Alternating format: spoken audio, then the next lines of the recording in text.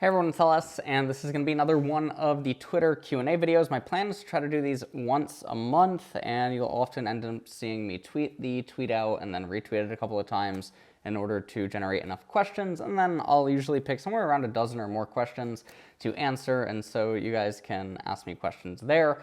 This time around I do have a mask on. Currently there is a maid that is cleaning the house, and every time she comes over we just wear masks. So no problem. Anyways, first question up is going to be by Hans, and he asks, why doesn't LoL teams invest into hard analytics, actual data scientists, just like the conventional sports do? I haven't seen or heard any good outcomes of analytics outside itemization calculations when there are plenty of obvious utilizations, drafts for instance. So this is sort of actually asking two questions. One, you make a claim about itemization calculators, which also still don't even really exist, at least not in a simplistic form that you would think that League of Legends should have by now, which is also another really disturbing thing when you consider it. Other times you'll have like these custom made things that'll end up existing in like the form of a website that's usually private for certain teams, or you'll have things that are like made up inside of Excel and they'll end up like putting out, you know, some sort of an answer for you or something. But it's not the easiest thing in the world, and it's not as simple as it actually should be given how large the game is, how much money's in the game, and how long the game has actually been out. Going back to the thing where I said that I think that they're mostly useless, League of Legends is such a bizarre game in the sense that, yes, it is kind of constantly changing, but games are sometimes either played in best of ones or best of threes, and there's so much information that I do not believe that most information that could actually be gained from, you know, logging in everything that you possibly do could actually ever then be broken down and provided to a player in a way that it's actually going to transform into being something valuable that wouldn't have just been able to have been done through simpler means. What often ends up happening is you'll get this overwhelming amount of data and then you don't really have anywhere to go with it. And even inside of that data, there's not really going to be any patterns that you can make total use of outside of like the very normal stuff that requires someone of that kind of a pedigree.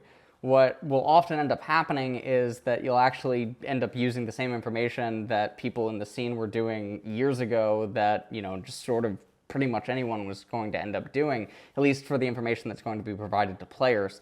It's really hard to take the information that data scientists and data logging is actually going to give you and then find accurate ways to break it down and then be like, oh, okay, well, this is actually somewhere where we can do something. Now, obviously, what I'm saying by this, for anyone that tries to rebuke this claim by claiming that you can optimize jungle clear speeds, or you can optimize routes, or you can optimize all these other things by, you know, these types of things, again, this isn't something that you need someone of this stature coming in to provide that kind of value for.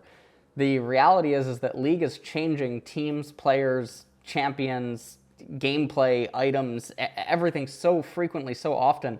I do not believe it to be humanly possible to actually make use of these certain things based on our current understanding of how to utilize them.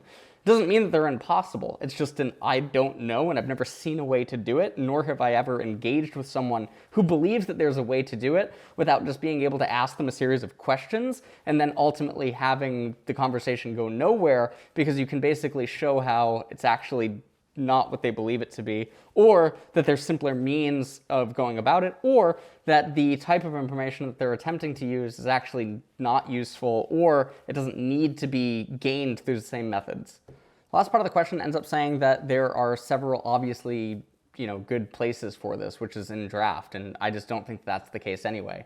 The problem that I don't think it's the case anyway is because it doesn't matter what an AI is going to tell you about draft, it doesn't matter what data is going to tell you really about draft other than something that you can observe with the basic eye. What I mean by that is that if you notice that a certain team always, you know, reserves a certain AD carry or support pick or jungle pick, you know, in certain pattern sequences, you don't really, again, need someone of such credentials to come in and make that possible for you to find. I know that sounds really weird, but again, most teams are not actually playing all that many games outside of something like LPL, and even then the team is going to break and shift up, meta is going to change, and that will then make certain data obsolete potentially, and like all these other really weird things.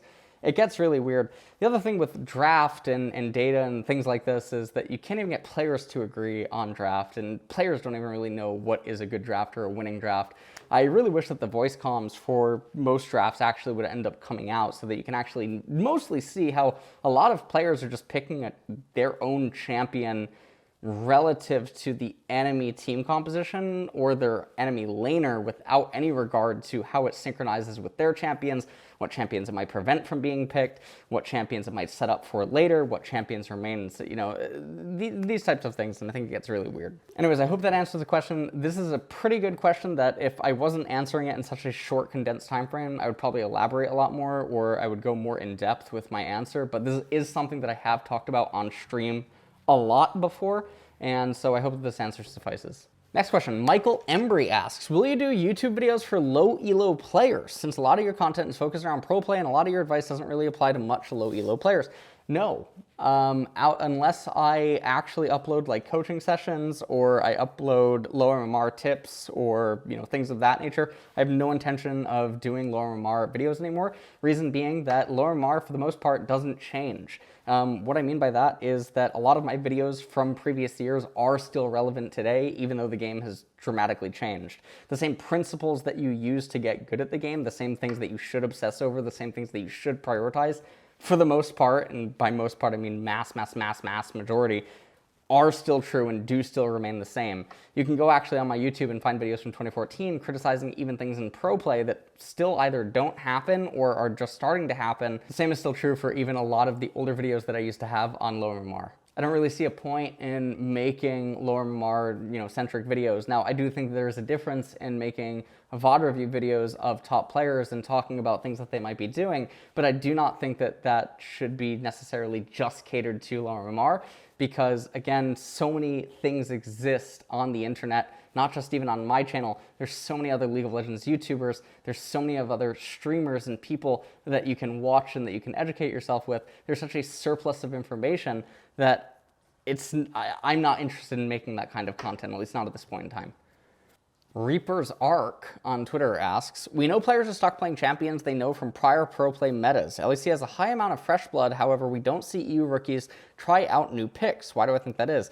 I don't think this is entirely true that we don't see EU rookies try out new picks or something.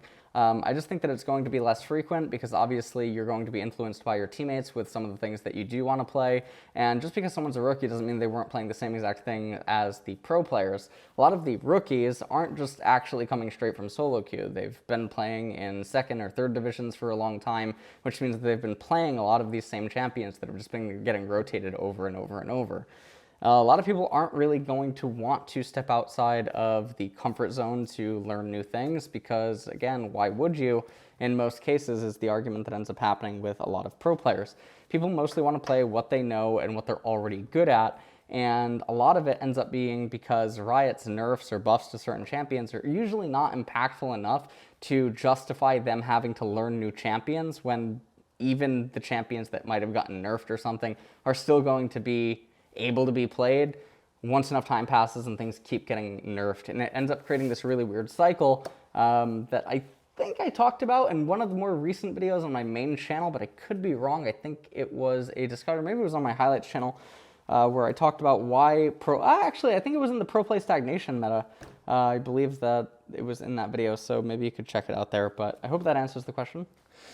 Vigar V2 asks, what are your thoughts on players being able to play multiple roles in competitive play? We see this from time to time, recent example being Jojo Pion top Lucian. This should be the norm to create the most advantageous draft possible, making enemies have wrong runes, items, etc. I totally agree with you. I think there's a lot of other ways to create the most advantageous drafts possible, especially by changing our perception on what creates an advantageous draft and how intentionally even picking things that you might not be absolutely the best at, but giving you the home field advantage in terms of understanding what you're trying to do and how you're going to go about it.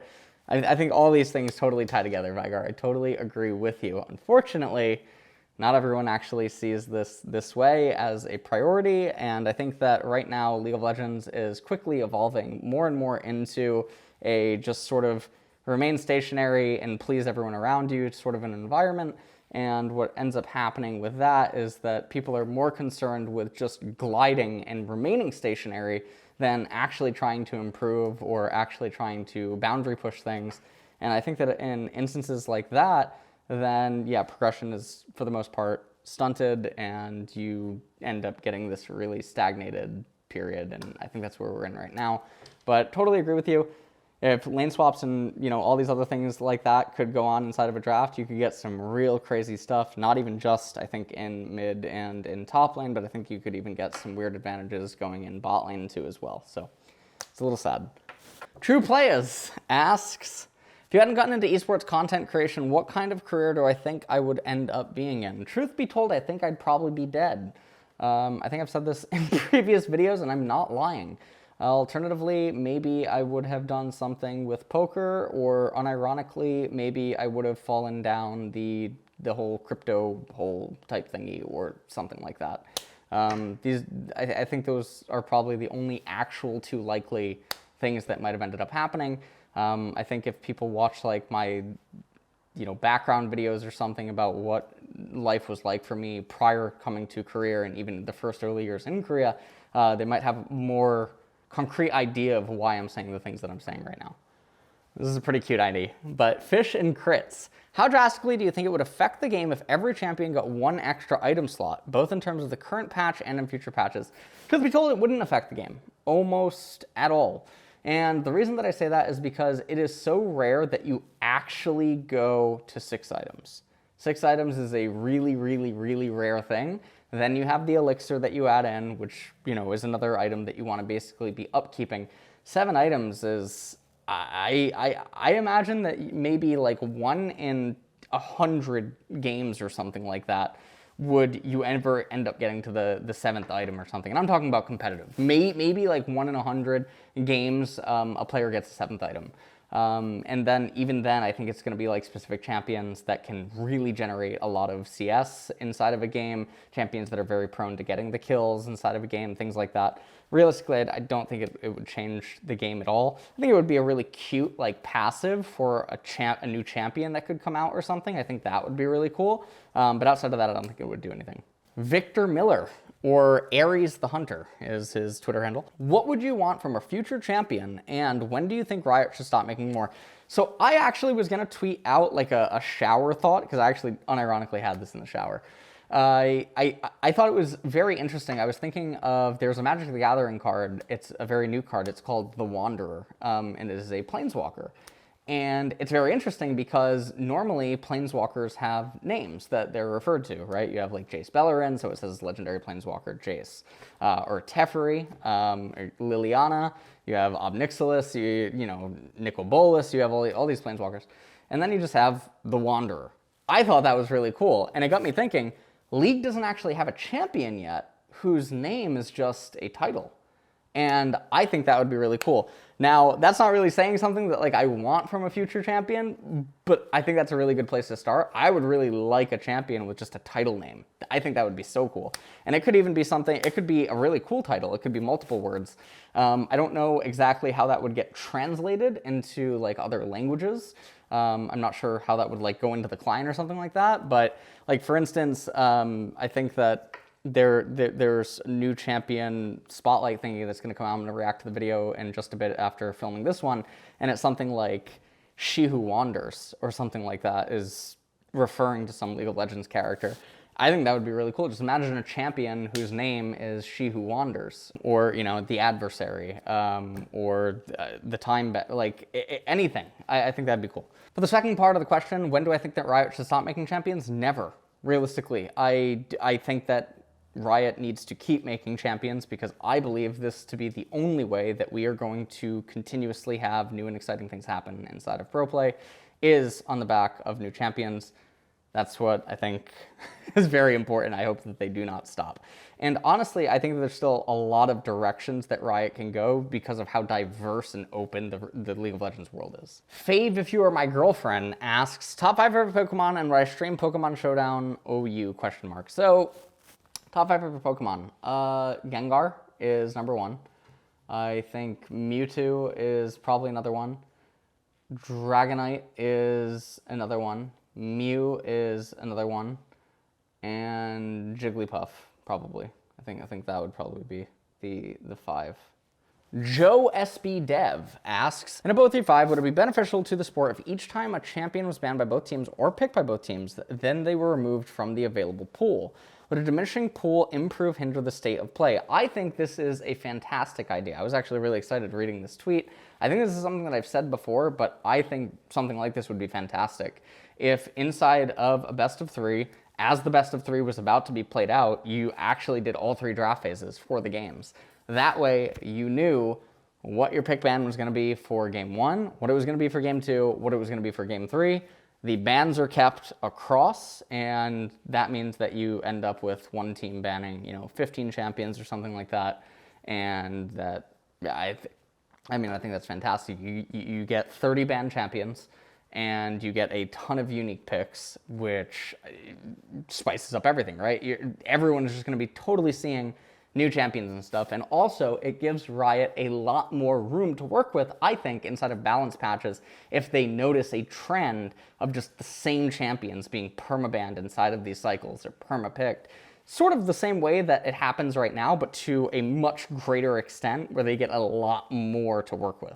Mel2K says, how do I sub with Twitch Prime and who do I use it on? I'm actually curious how many people will actually go to twitch.tv IMLS and actually use the Twitch Prime at the time of hearing this question, but I do hope to read some sub messages, even in offline chat, saying that they did it from this video. So I have no idea, but thank you. Madu K asks, this is a good one. How much do coaches and analysts really affect the game? What's the role of analysts in a team? I don't really believe that they do, and this has been something that I've been pretty outspoken about in most cases.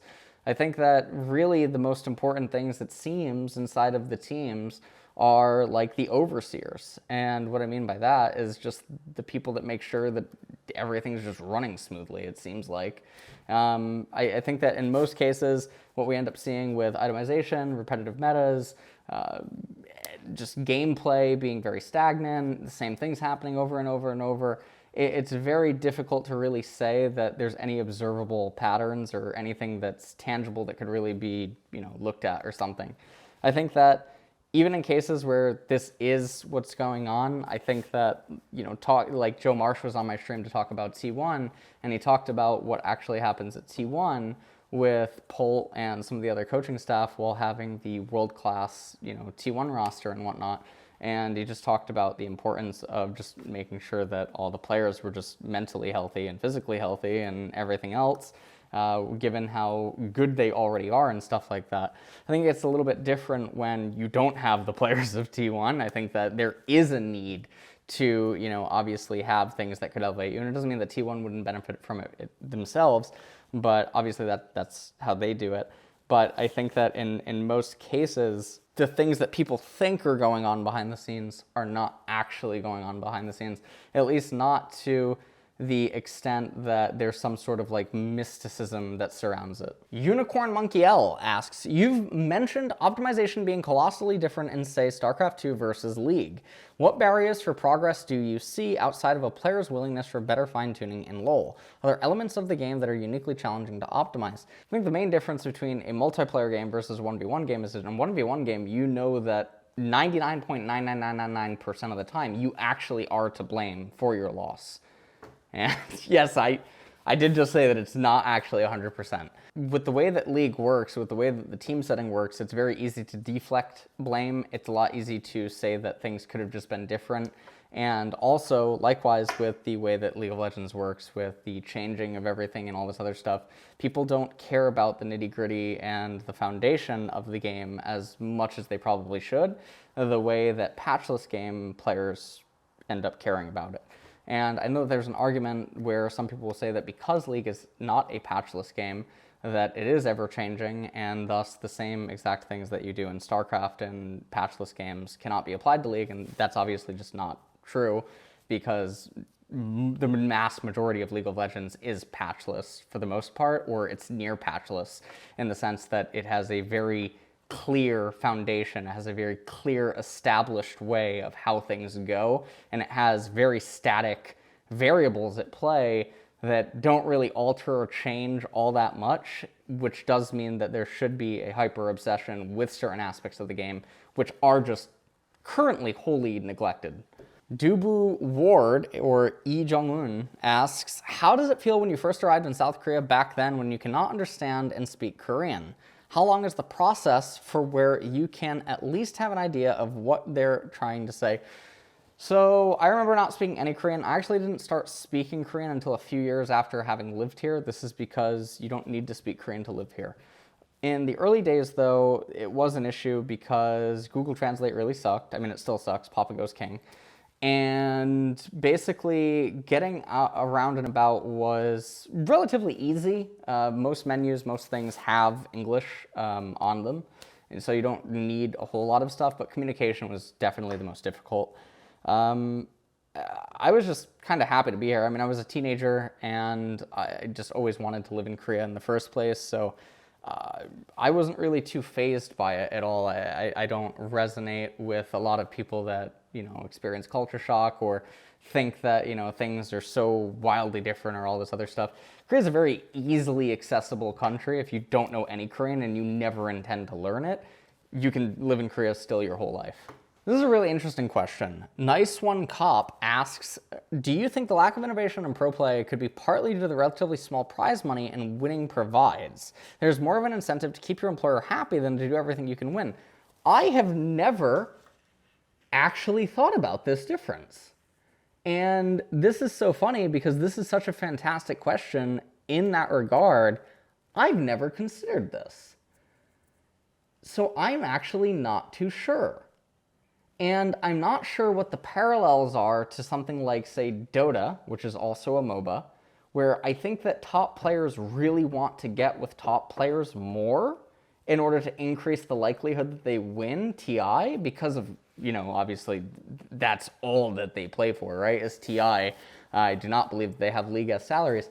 But this is a really interesting thing. I do, however, 110% absolutely believe that, yes, League of Legends esports for pro players and staff and everything is more and more just becoming just keep your employer happy at all costs. That's literally it. Just keep riding the current money, keep riding the super salaries, and keep riding everything, because why wouldn't you? It doesn't make any sense not to, right? And this is a really good. I'm gonna think about this a lot, even after this video. This is a really good point. Sedik Amar asks, streaming. With Joe at your site, you can do so many cool non-league related projects. I hope as a mostly silent viewer, you give it a thought. If you're reading this, stay at the grind and don't stop making banger content. Sorry for my bad English. Your English sounds totally fine. Actually, your tweet was a lot easier to read than some other people who I fully do believe are native English speakers. So take that with what you will.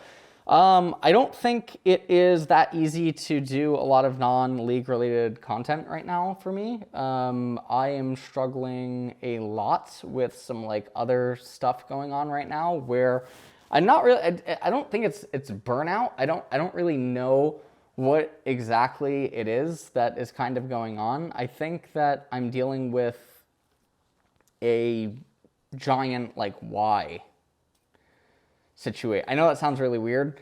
It's sort of like why anything.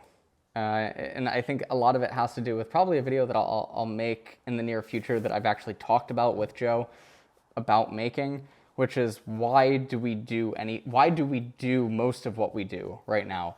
And I think that I'm grappling with that a lot right now because I've been around so long and I've been doing stuff for so long, and do I just keep doing the same stuff? And that's sort of like what's going on right now. Obviously, I'm very excited for 12.10. I intend to like start playing the game a lot again in 12.10, and I'm just waiting for, you know, MSI to kick back up and everything like that. But it does seem like we've been in. I feel like I've been in a Groundhog Day, and that's the best way to describe it. I feel like I've been in a Groundhog Day, or I've been working in a Groundhog Day, and that feels very. It's like a multi-day it's a Groundhog Week is what is actually happening. I'm living in a Groundhog Week. There we go. Okay, that is it for all the questions. These were a lot more loaded in terms of substance. I was able to, I mean, I feel like I went a lot more in depth this time around in the Twitter video. This video is probably a lot longer. I'm not actually sure. Maybe my sense of time is actually just really bad. But with that being said, we will do another one next month. This one really dove a lot into pro play, which, I mean, I think is fine. There were so many other questions about pro play. There wasn't actually like a lot of personal questions. There wasn't a lot of non-league related questions. It was kind of weird in that regard. I actually don't like stuff like that because it just feels... I know it sounds weird to say that feels weird, but it does feel weird. But that's pretty much it. So I hope you guys enjoyed the video, and there will probably be another one in June.